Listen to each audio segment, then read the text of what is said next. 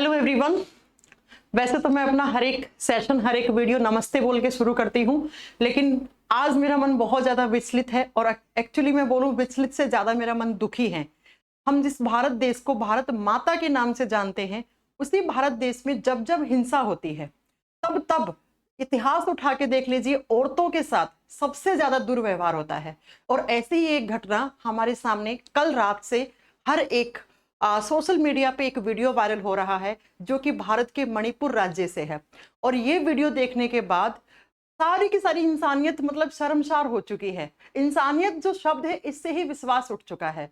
तो आज इसी सेशन में हम बात करने वाले हैं कि आखिर ये मणिपुर राज्य में जो चल रहा है ये क्या है मुद्दा, और इस पर हम लोगों की क्या राय, और हम लोगों को किस तरीके से अपनी सोच को सुधार कर अपने आसपास के लोगों को भी इस चीज के बारे में जागरूक करना चाहिए, और आसपास के लोगों को भी बोला जाए कि ऐसी चीजों के लिए हमें आवाज उठानी चाहिए। क्योंकि हम भारत माँ के देश में रह रहे हैं, और जिस देश में औरतों की, माताओं की, बहनों की इज्जत नहीं है और इज्जत के साथ खिलवाड़ हो रहा है, उस देश में मतलब इतनी खतरनाक घटना और इतनी वाहियात घटना जो हुई है, उससे बहुत ज्यादा मन दुखी हो गया है।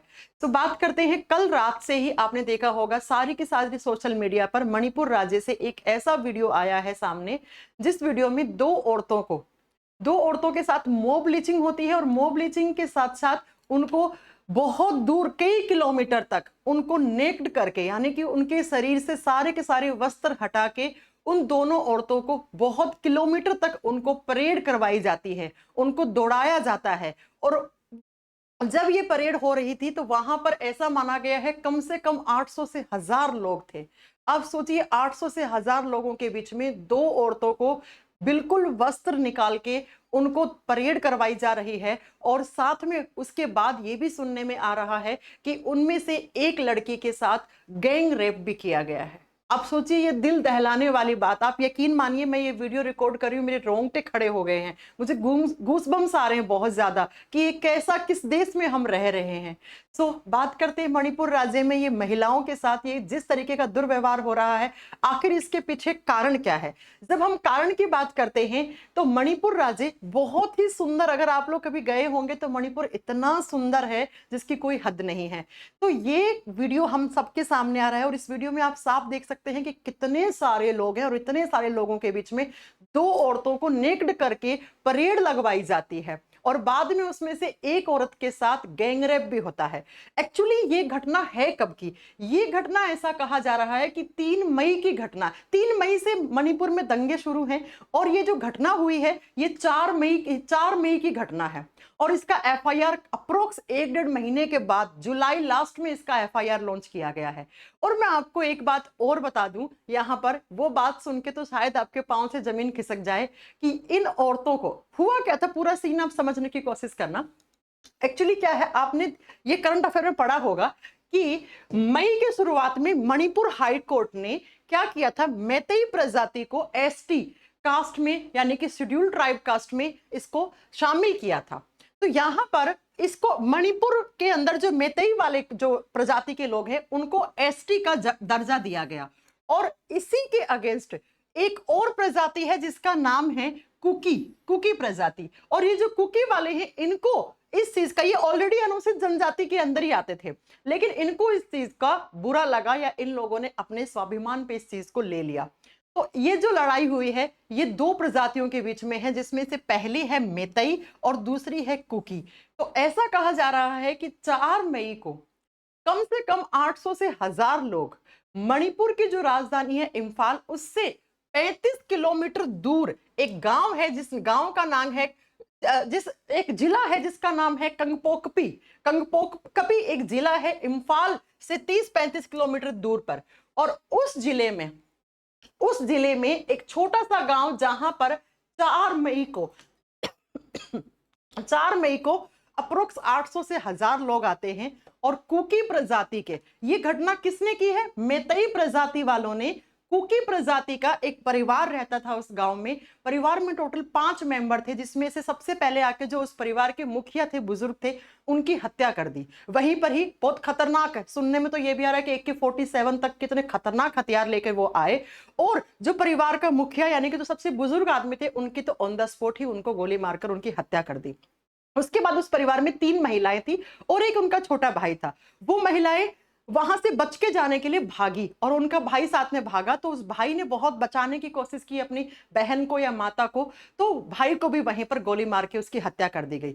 ये तीनों लड़कियां जब वहां से उस गांव में किसी की हेल्प लेके वहां से जब भाग गई थी, और भागने के बाद गांव वालों ने कहीं से पुलिस से कांटेक्ट करके, पुलिस की पीसीआर वैन आ चुकी थी, पीसीआर में पुलिस बहुत सारे लोग पहुंच चुके थे।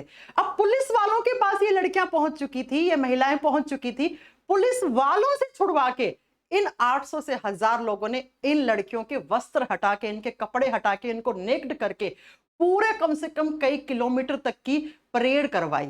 अब सोचिए हम किस देश में रह रहे हैं, किस समाज में रह रहे हैं।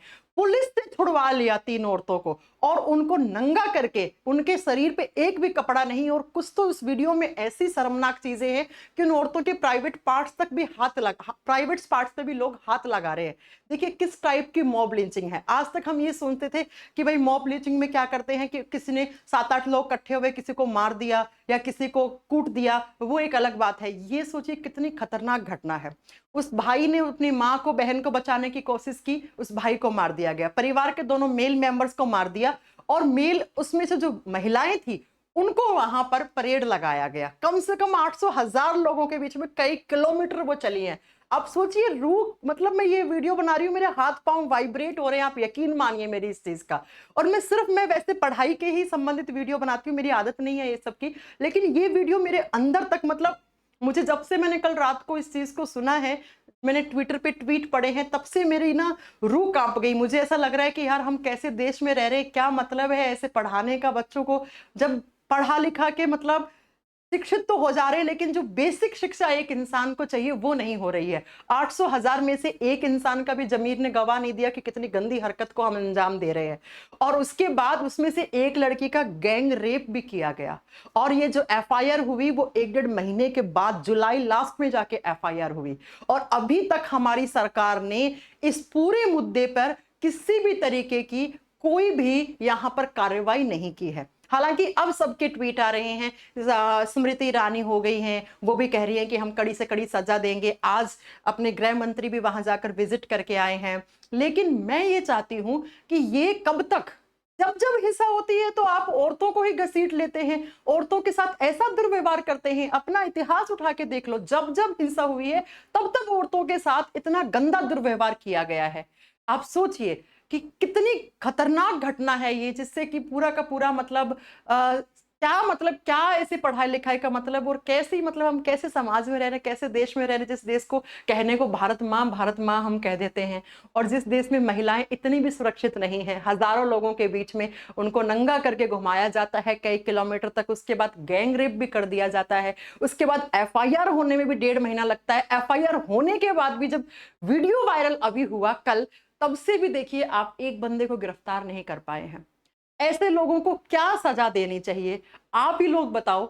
और ये जो यहाँ पर इतना बड़ा जो मुद्दा है, पिछले 2 महीने से मणिपुर में दंगे हो रहे हैं, जिसमें से 300 लोग तो मर गए हैं। आप वीडियोस देखो, आप फोटोज देखो, लोगों की ऐसे लाशें बिछी पड़ी है, और अप्रोक्स 50,000 से ज्यादा लोग बेघर हो गए हैं।